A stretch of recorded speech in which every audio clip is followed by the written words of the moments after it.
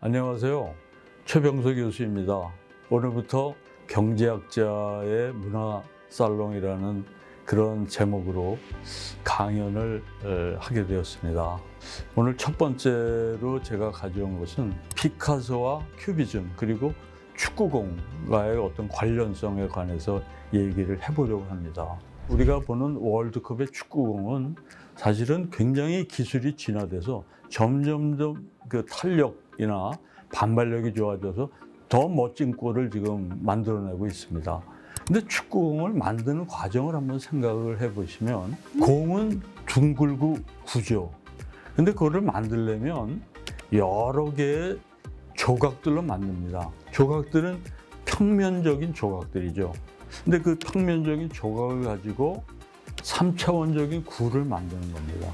그런데 피카소의 그림을 한번 보면 피카소는 완전한 어떤 오브제 형태를 2차원적인 평면에 그리기 위해서 축구공 만드는 거와 반대로 생각을 했을 게 아닌가. 어떤 사람의 본 모습이 어느 게 진짜 모습인가 생각하면 우리가 정면에서 보는 모습이 이 사람의 진짜 모습인가, 측면의 모습은 또 다르고 뒷면의 모습은 다릅니다.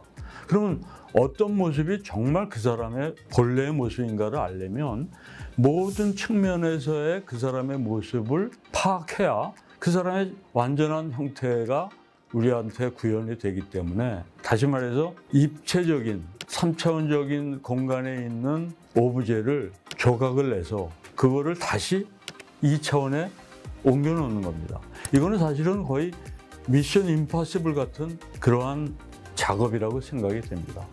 피카소의 그림 중에 The Weeping Woman이라는 그림이 있습니다.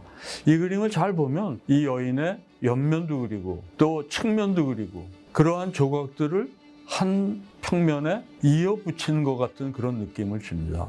그래서 눈이 짝짝이 같이 있고 눈물은 눈에서 흘러내리는 게 아니라 어떤 다른 평면에서 붙어 있는 것 같은 그런 느낌을 주고 전체적으로 아주 기괴한 느낌을 주는 그러한 그림이지만 독특한 느낌의 어떤 인간의 슬픔을 보여주고 있는 대단히 흥미로운 그림이라고 생각이 됩니다.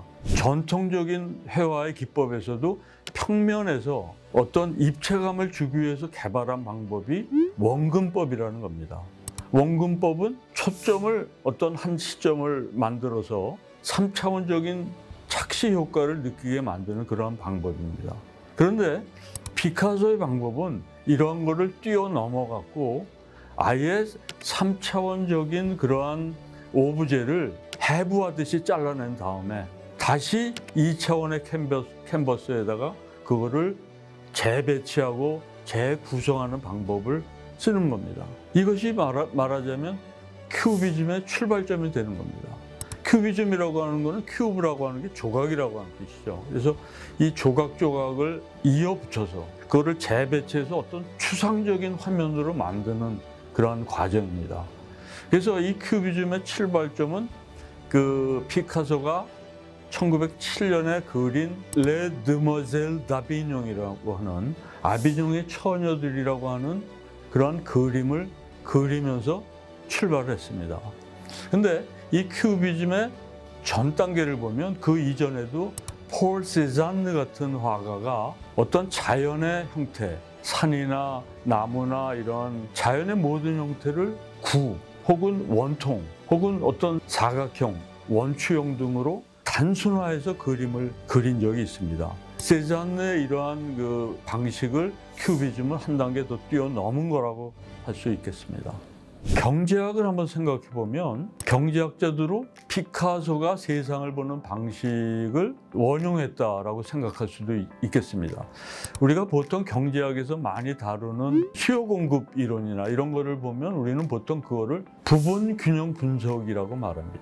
이 경제는 여러 개의 시장이 있지만 그 시장 중에 단 하나의 시장의 시점을 고정시키는 거죠. 그래서 단일 시점을 가지고 경제를 보는 거죠.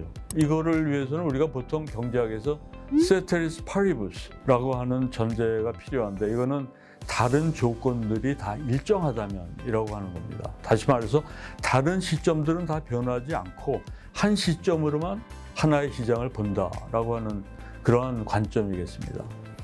그런데 우리가 피카소 같이 이렇게 다양한 측면을 다 같이 보는 그러한 분석을 하는 방식을 경제학에서는 일반 균형 이론이라고 말합니다.